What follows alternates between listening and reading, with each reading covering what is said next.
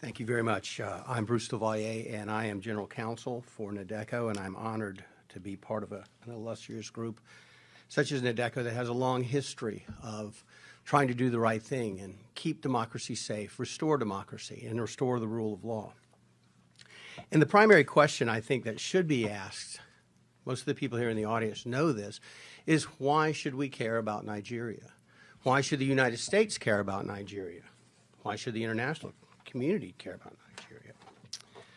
What would you say if I told you that there was a country that has arguably the world's oldest democracy with full participation of all of its members?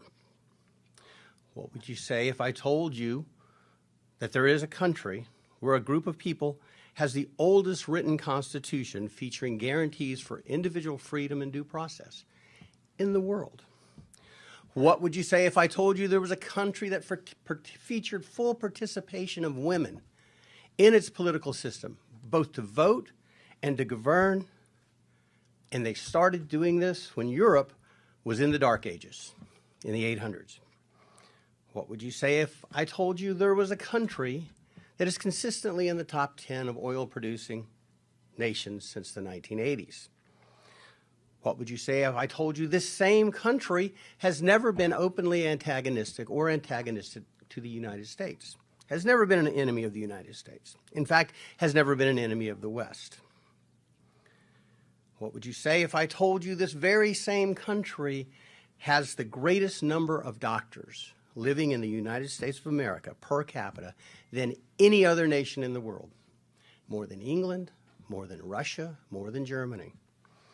What would you say if I told you that 29% of the immigrants from this country over the age of 25 hold a graduate degree, when you compare that to 11% of the population of the United States over the age of 25 holding a graduate degree?